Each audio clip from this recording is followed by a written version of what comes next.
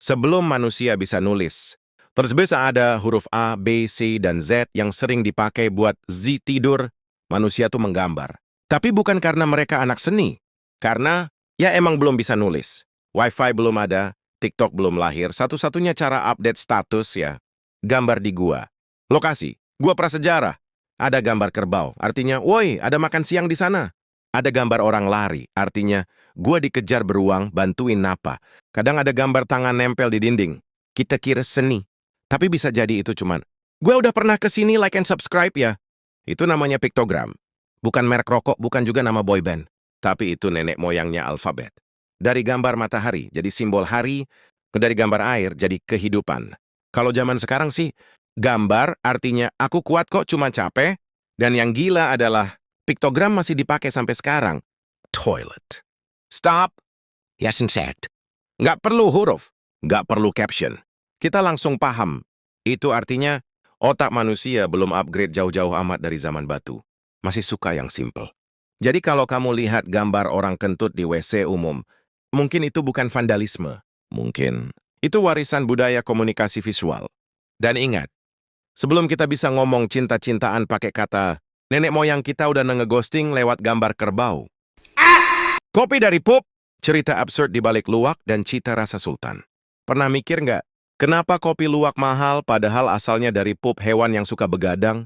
Luwak tuh sebenarnya nggak makan biji kopi karena pengen bikin startup kopi. Dia cuma suka buahnya. Buah kopi yang manis, juicy, merah merekah. Kayak gebetan yang udah lama lo incar tapi dia cuma ngasih sin. Nah luwak ini jago banget milih. Dia cuma makan buah kopi yang bener-bener matang. Yang ini masih mentah. Yang ini overthinking. Yang ini, wah ini cocok buat digetok harga 500.000 per cangkir nanti. Tapi ternyata si luwak nggak bisa cerna bijinya. Apa yang terjadi? Ya keluar, lewat jalan belakang, masuk feses. Dan entah kenapa manusia melihat itu dan bilang, ini wanginya mahal. Kopi biasa, dipetik, disangrai. Kopi luwak, dipetik, dimakan, dicerna setengah, dikeluarkan lewat pembuangan akhir, diambil lagi, terus baru disangrai.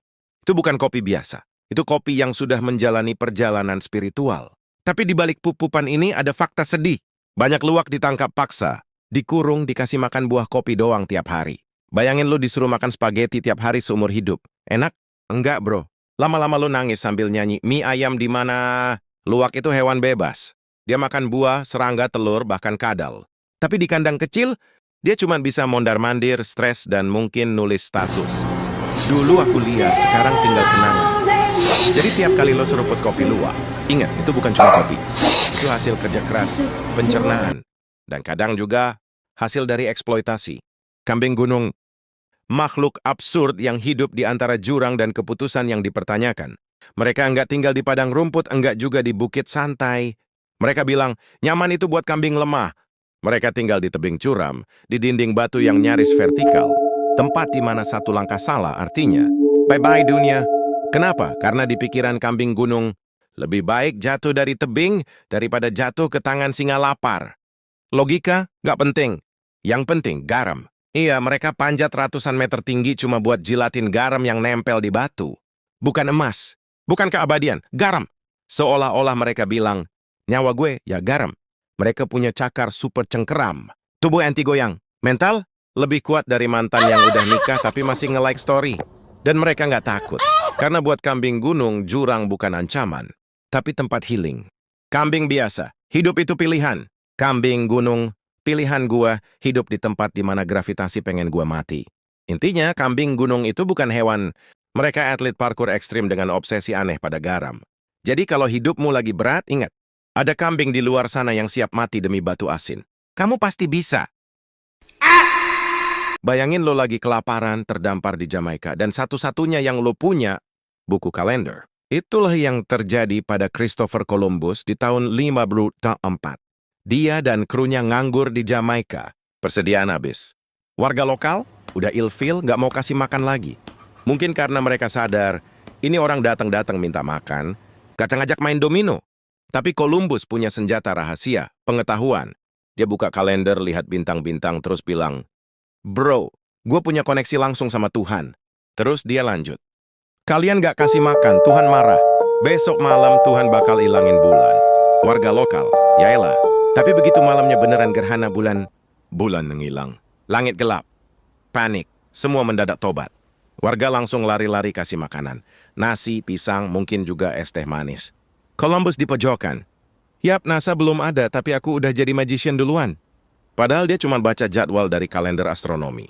Kalender, bro! Bukan sihir. Bukan ramalan dukun, kalender. Dan itulah momen ketika seluruh pulau ditipu oleh PowerPoint versi abad ke-16. Moral cerita. Pengetahuan itu kekuatan. Tapi kalau dipakai buat nipu, itu jadi jurus ultinya para manipulator. Tahukah kamu, ada burung yang hidupnya kayak kontraktor bangunan freelance. Namanya burung pelatuk.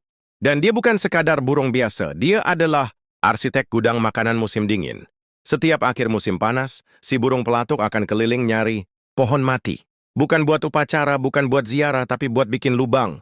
Ya, lubang. Ribuan lubang. Burung ini nggak main-main. Dia bikin satu lubang buat satu biji pohon ek. Kalau lubangnya terlalu kecil, bijinya rusak. Kalau terlalu besar, bijinya diambil maling. Burung pelatuk. Aku bukan sembarang burung, aku tukang bangunan profesional. Dan ini bukan lubang asal-asalan. Dia ukur, dia tata. Dia susun kayak orang main Tetris. Kadang ngelirik kiri kanan, takut ada burung lain ngintip rahasia lokasi gudangnya. Satu pohon besar bisa isinya sampai 50.000 biji. Beneran, 50.000. Itu bukan burung. Itu Indomaret versi alami. Jadi saat musim dingin tiba, semua burung kelaparan. Burung pelatuk, duduk santai buka cabang, ambil satu biji, nikmati kayak ngemil kacang sambil nonton salju turun. Burung lain. Wah, kamu rajin banget sih nyiapin makanan. Burung pelatuk. Rajin dari mana, bro? Aku cuma takut lapar. Jadi kalau kamu merasa produktif hari ini karena cuci piring doang, ingatlah si burung pelatuk yang tiap tahun ngebor ribuan lubang pakai kepala. Burung ini nggak punya to-do list, nggak pakai Google Calendar, tapi bisa nyimpen 50.000 biji dalam satu pohon. Kita, kunci motor saja lupa naruh. Warga UEA dapat ChatGPT gratis. Kita dapat Wi-Fi putus-putus. Breaking news dari Timur Tengah. Uni Emirat Arab resmi menjadi negara pertama di dunia yang ngasih ChatGPT Plus gratis buat seluruh warganya. Iya, gratis. Senilai $20 sebulan. Alias bisa chatting sama AI kayak ngobrol sama temen, tapi pinter. Dan yang bayarin, negaranya. Pakai uang negara, bukan potong gaji. Bukan bayar cicilan. Negaranya literally traktir semua rakyatnya langganan otak tambahan. Kita di sini, ngisi pulsa aja masih mikir. Langganan ChatGPT, boleh nyicil kah? Tapi tunggu dulu, itu baru pembuka. UEA juga lagi bangun pusat data AI raksasa bernama Stargate UAE. Kedengarannya kayak nama markas Avenger. Isinya, server-server segede gaban yang bisa mikir lebih cepat dari mantan ngajak balikan pas kamu udah move on. Mereka bilang AI bakal bantu pendidikan, kesehatan, dan layanan publik. Bayangin ke depannya. Assalamualaikum, saya butuh perpanjang paspor. Waalaikumsalam, izinkan saya ChatGPT. Bantu proses dalam 2 menit sambil ngasih pantun motivasi. Sementara itu di negara lain masih sibuk debat. AI itu haram atau enggak ya? Kita buat regulasi atau undang kupon diskon dulu? UE sekarang kayak, warga kami semua boleh jadi pintar gratis. Sementara kita masih, kalau pintar jangan sombong ya. Jadi kalau saat kamu susah sinyal di tengah kota, ingatlah bahwa di Abu Dhabi warganya bisa nanya. ChatGPT, tolong buatin puisi romantis buat gebetan plus. Proposal startup plus RPP kelas. 8. Sekalian kasih efek glitter. Dunia memang tidak adil, tapi setidaknya kita bisa ketawa bareng. Meski ketawanya sambil ngelus dompet.